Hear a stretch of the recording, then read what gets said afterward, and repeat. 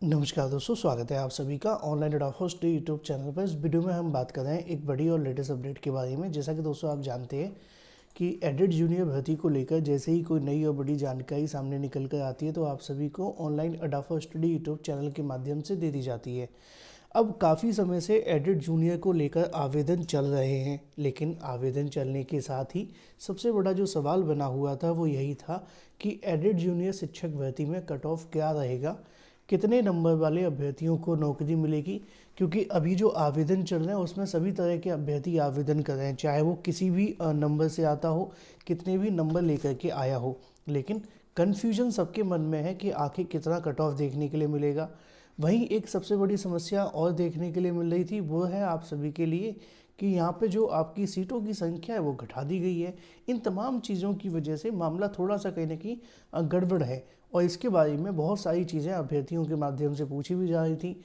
Edit junior को लेकर बहुत सारे अभ्यर्थियों ने मुझे इसके बारे में अप्रोच किया और कहा कि सर अगर संभव हो सके तो एक वीडियो क्यों ना बना दिया जाए कि अगर आप हमें बता सकें कि भाई एडिट जूनियर की क्या सेफ स्कोर रहेगा। तो फिर जैसा कि आप जानते हैं कि मैं जब भी कोई कट ऑफ बताता हूँ तो बहुत डिटेल में आपको समझाता हूँ और बहुत सारी चीज़ें आपको बताता हूँ, जिससे कि आपको पता चल सके कि इतना कट ऑफ अगर है तो वो क्यों है, और अगर नहीं है तो क्यों है, क्यों नहीं है। अब उम्मीद है कि आप सभी इस वीडियो को देखने के लिए तसल्ली से बातों को सुनेंगे, समझेंगे, फिर हम इस पर बात करेंगे। जैसा कि आप जानते हैं कि जूनियर हाई स्कूल में क्या सेफ स्कोर रहेगा, क्या कट ऑफ आप सभी के लिए महत्वपूर्ण होगी, उन तमाम चीज़ों के लिए आप सभी को यहाँ पर देखना होगा। ठीक है, अब मैं आपको एक बात और बता दूं कि कट ऑफ समझने से पहले आपको सारे के सारे जो चीज़ें वो समझनी होंगी कि किस तरीके से चीज़ें आपकी बनती हैं कट ऑफ के बारे में। क्योंकि सिर्फ डायरेक्ट अगर मैं कट ऑफ बताऊंगा तो वो जस्टिफाई नहीं होगा, है ना। इसलिए मैं कुछ तथ्य आपको बताने चाहूँगा जो कि ज़्यादातर लोगों को पता भी होंगे, लेकिन फिर भी बहुत महत्वपूर्ण है कट ऑफ बनाने के लिए। देखो, कट ऑफ बनाने के लिए 3 से 4 बातें हमें याद रखनी पड़ती हैं। पहली है भर्ती में धांधली, भ्रष्टाचार, है ना, पेपर लीक, और भी बहुत सारी बातें। अब यूपी में कोई भर्ती का पेपर हो, लीक ना हो तो ये संभव नहीं है ना। लेकिन दिक्कत ये है कि अगर हम कट ऑफ बनाने बैठेंगे तो उसमें इस बात को लेकर हम जोड़ ही नहीं सकते कि भाई पेपर लीक हुआ है, क्या हुआ है। क्योंकि उसके आधार पर तो हम चीज़ों को नहीं मान सकते ना कि भाई सच में अगर पेपर लीक हो भी गया होगा तो सरकार ने तो माना नहीं है, और जब तक सरकार नहीं मानेगी तब तक ये चीज़ें थोड़ी सी मुश्किल होंगी। लेकिन मैं उस बात को इसमें जोड़ करके नहीं चलूँगा, क्योंकि आप पेपर लीक और धांधली, भ्रष्टाचार को जोड़ करके कभी कट ऑफ नहीं बना सकते, हैं ना। कट ऑफ बनाने के लिए हमें इस बात को समझना होगा कि कट ऑफ तभी बन सकती है जब हम धांधली, भ्रष्टाचार जैसी चीज़ों को थोड़ा साइड कर दें। क्योंकि असल में हमें नहीं पता ना कितने लोगों ने धांधली की है।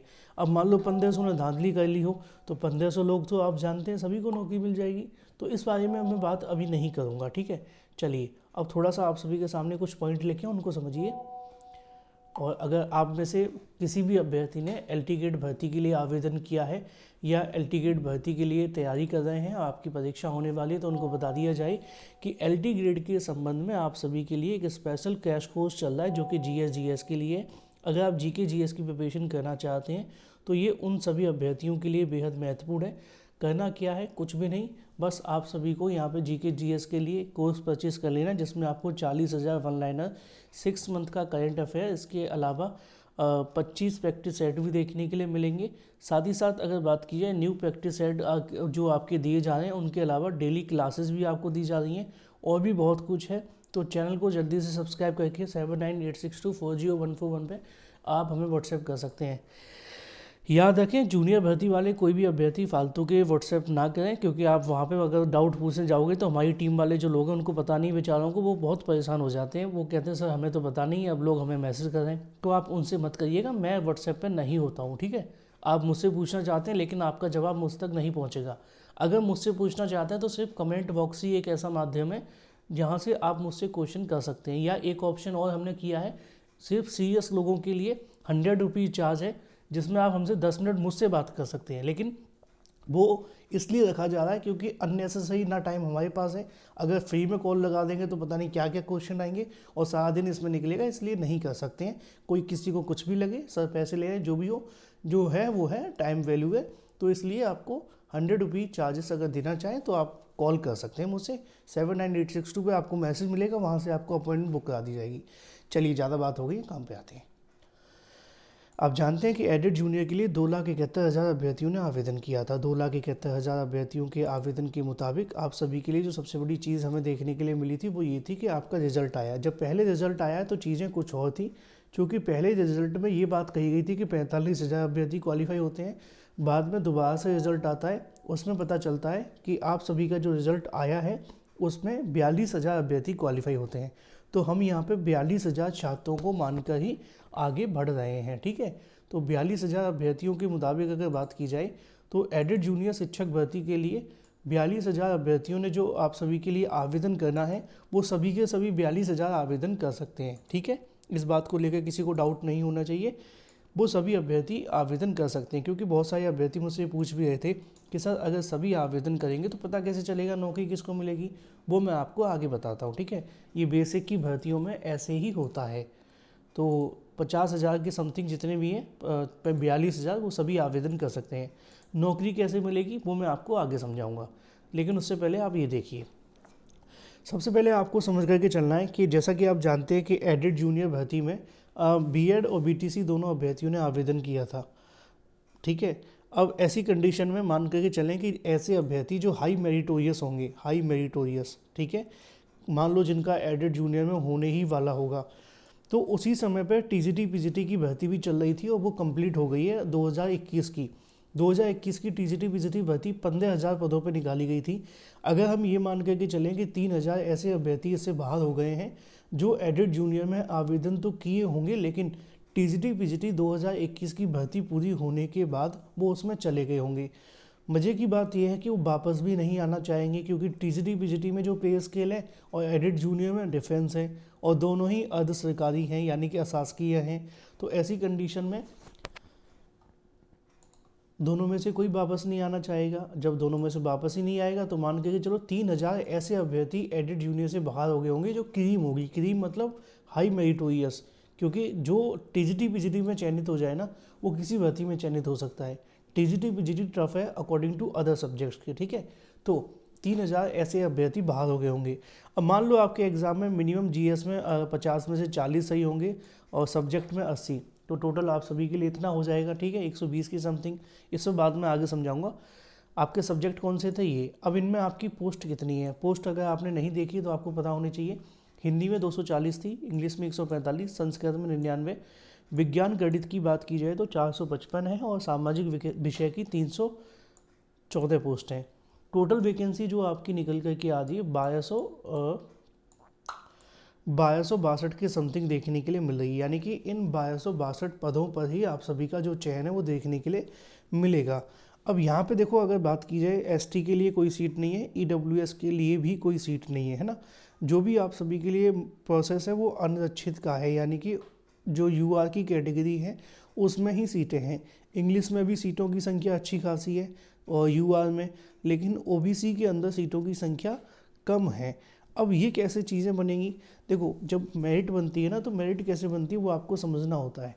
वो ऐसे बनेगी कि मान लो कि ये 240 पदों पे भरना है हमें, ठीक है, 240 पदों पर। अब 240 पदों के लिए सबसे पहले मान लो 70 गुणांक वाले अभ्यर्थी का सबसे पहला अभ्यर्थी वो है जिसका 70 गुणांक है, तो उसको नौकरी मिलेगी। हो सकता है ये ओबीसी का हो सकता है ये एससी का हो सकता है ये एसटी का हो, लेकिन ये जाएगा कहाँ पर, इसी पर जाएगा, इसी पर जाएगा। जब ये 209 पद भर जाएंगे बढ़ते हुए क्रम में, ये सारे के सारे पद जो हैं भर जाएंगे, उसके बाद क्या होगा कि आप सभी के लिए जो आपके ओबीसी एससी की सीटें फिर उनको भरा जाएगा। तो टेक्निकली जो सीटें आप सभी के सामने निकल कर के आ रही हैं वो ये वाली ही देखने के लिए मिलेंगी, ठीक है। हाँ, अब यहाँ पे आपको एक बात और समझ लेनी है। दिक्कत कब बढ़ेगी, दिक्कत तब बढ़ेगी जब यहाँ पर ऐसे अभ्यर्थी ज़्यादा हों जो जनरल से आते हैं, ठीक है। समझना पड़ेगा इसको, ये ऐसी तुक्के वाला काम नहीं चलेगा इसमें। मान लो जनरल से कोई अभ्यर्थी आता है, ठीक है अगर यहाँ पर जनरल वाले अभ्यर्थी जो हैं उन सबका 70 गुणांक है, जनरल वाले अभ्यर्थियों का 70 गुणांक है, तो इनको यहाँ पे इसी में चयनित कर लिया जाएगा। 209 के 209 अभ्यर्थी मान लो जनरल के हैं तो उनको नौकरी तो इसमें मिल जाएगी। अगर ओबीसी वाले इसमें हैं तो ओबीसी वालों को भी मिल जाएगी।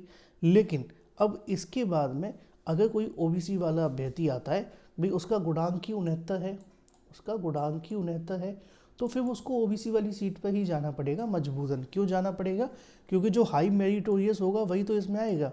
मान लो कि आपके एक ओबीसी का छात्र है, एक जनरल का छात्र है, एक एससी का छात्र है, ठीक है, और सीट ये वाली हैं।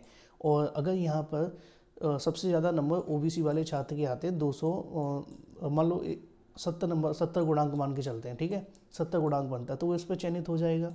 फिर उसके बाद में एससी वाला आता है, उसका 69 गुणांक है, वो इसमें चयनित हो जाएगा। उसके बाद आता है जनरल वाला, उसका 66 है या उसका 71 है, तब भी वो इसी पे चयनित होगा। तो टेक्निकली कट ऑफ हाई तो इसी का जाएगा ना, इसी का ही कट ऑफ हाई जाएगा। उसके बाद में ओबीसी एससी जो बचे उनका देखने के लिए मिलेगा, ठीक है। तो इस बात को आपको समझना है। ये आरक्षण के जो नियम है वो आप अगर जानते होंगे तो समझदार है, आपको समझाने की ज़्यादा ज़रूरत है नहीं है, लेकिन फिर भी मैंने बहुत समझा दिया है। चलिए, अब हम बात कर रहे थे कि यहाँ पे आप सभी के लिए क्या क्या चीज़ें होंगी, किस तरीके से फॉलो होंगी। अब ये तो आपकी सिनारियो हो गया सीटों को लेकर, ठीक है। कोई कन्फ्यूजन हो तो मुझे कमेंट करके पूछ लेना, व्हाट्सएप में मैसेज मत करना हाँ, मैं नहीं मिलूँगा। अच्छा, आपने देखा होगा कि यहाँ पे पास होने वाले अभ्यर्थियों की संख्या भी आपके सामने थी, है ना। अब यहाँ पे आपके लिए मैं आपको बता दूँ कि जो ईडब्ल्यूएस है उसके लिए तो यहाँ पे सीटें ही नहीं है ना किसी में। देखो, ईडब्ल्यूएस की कोई सीट नहीं है, एसटी की कोई सीट नहीं है ना। तो अगर मैं आपको आगे कट ऑफ दिखाने जा रहा हूँ तो उसको देखकर थोड़ा चौंकना मत। वर्ग बार की अगर बात की जाए तो अनिज़म में 8000 ऐसे छात्र हैं जो पास हुए हैं, ईडब्ल्यूएस में 4000 हैं। ये दोनों एक ही हो गए, अब ये दोनों एक ही हो गए। ओबीसी की बात की है तो 23,868 हैं, एससी में ये है और एसटी में इतने हैं। अब ये आप सभी के सामने कट ऑफ को लेकर सिनारियो देखने के लिए मिलता है। अब यहाँ से एक सबसे बड़ा सवाल आता है कि जो आपकी कट ऑफ है वो किस तरीके से हाई जा सकती है। सब्जेक्ट वाइज अगर आप आंकड़ा जानना चाहते हैं तो वो भी आपके सामने खुला हुआ है। हिंदी में कितने हैं, संस्कृत में कितने हैं, अंग्रेजी में कितने हैं, सामाजिक विज्ञान में कितने हैं, गणित में कितने, क्योंकि अब देखो तो आपके सामने पता चलेगा ना किस तरीके से चीज़ें आ रही हैं। तो ये है, मेरिट कैसे बनेगी आपको पता होना चाहिए। जब मैं गुणांक गुणांक बोल रहा हूँ उसका मतलब है कि 10% आपका हाई स्कूल, इंटरमीडिएट, स्नातक और आपकी जो बीएड बीटीसी है, फिर उसके बाद में 60% आपका बनेगा जो आपको देखने के लिए मिलेगा। ये सुपर टीईटी इसकी आपकी परीक्षा हुई थी, ठीक है। तो जो आपका इसका निकलेगा इसके साथ जोड़ देना, वही आपका फाइनल हो जाएगा, ठीक है। तो गुणांक आप मान करके चलेगा आपका जो भी है उसके आधार पे। अब आता है कि भाई क्या सेफ रह सकता है और कितने नंबर पे हमें नौकरी मिल सकती है। देखो, जहाँ तक मैंने चीज़ों को एनालाइज़ किया है मैं आपको वही समझाने की कोशिश करूँगा, वही आपको बताऊँगा। देखो, अगर बात की जाए सब्जेक्ट मैथ को लेकर या साइंस के बारे में, इसका मिनिमम कट ऑफ 66 या मैक्सिमम 69 तक जा सकता है जो मुझे लगता है। अब आते हैं ओबीसी को लेकर। देखो, ओबीसी का कट ऑफ मैंने यहाँ पे मिनिमम लिखा है, लेकिन मुझे नहीं लगता कि इतना जाएगा। क्यों? वो बस एक टेक्निकल फॉन्ट में आपको समझा रहा हूँ, क्योंकि यहाँ पे आप देखिए 68.9 पर ही ख़त्म हो जाएगी ओबीसी की सीट, क्योंकि सीट है ही नहीं है ना, सीटें हैं नहीं। और अभी हमने ये सीट कहाँ देखी है, यहाँ पर देखी है। तो सीटें नहीं है तो फिर दिक्कत ख़त्म हो जाएगी। तो पॉइंट के बाद जो होगा, तो यहाँ पर पॉइंट का भी बहुत बड़ा खेल होगा ना, यहाँ पर पॉइंट का भी बहुत बड़ा खेल होगा। एससी में हो जाएगा इतने पर, क्योंकि एससी के छात्रों की संख्या कम होती है, इस बात में कोई संशय नहीं है। अब यहाँ एसटी वाले मैंने लिख तो रखे हैं, लेकिन एसटी की सीट नहीं है, तो आपको जो एसटी वाले अभ्यर्थी हैं उनको कुछ बेनिफिट नहीं मिलेगा, लेकिन जो पीएच कैटेगरी से हैं उनके लिए बेनिफिट मिल जाएगा, ठीक है। तो 64+ उनके लिए सेफ हो सकता है। ऐसे ही अगर बात की जाए हिंदी संस्कृत के बारे में, मिनिमम 70 मैक्सिमम 74, ओबीसी ये वाला काट ही दो, ये वाला ही मान करके चलो। और एससी के बारे में ये वाला आप सभी के लिए 69 है, जा सकता है। एसटी को यहाँ से काट देना है और पीएच आपका इतना देखने के लिए मिल सकता है। आगे संस्कृत की बात की जाए तो संस्कृत में 74+ जा सकती है, ओबीसी में ये वाली ही रहेगी 73+, और एससी वाली आप ये है, एसटी को यहाँ से आप काट ही दो और ये आपका पीएच का हो जाएगा, ठीक है। इसी तरीके से एसएसटी की बात की जाए, जनरल का 73+, ओबीसी का 72+ और एससी का 68.5 और ये पीएच का है, ठीक है। इसी तरीके से हम आगे बढ़ें इंग्लिश को लेकर, तो इंग्लिश में 73, ओबीसी में 72, एससी में इतना और ये पीएच का, ठीक है, इतना, इसको काट दो। तो ये आपके सामने पूरा का पूरा कट ऑफ को लेकर सिनारियो हो जाता है। जो मुझे लगता है मैंने आपको बता दिया है, जो आप जानना चाहते थे वो मैंने आपको समझा दिया। अगर आपके मन में अभी भी कोई सवाल है तो कमेंट करके मुझसे पूछ लेना, मैं उसका जवाब आपको दे दूंगा। क्योंकि टीजीटी वीजीटी 2022 की भर्ती पूरी हुई थी, उसके बाद चीज़ें बदली थी।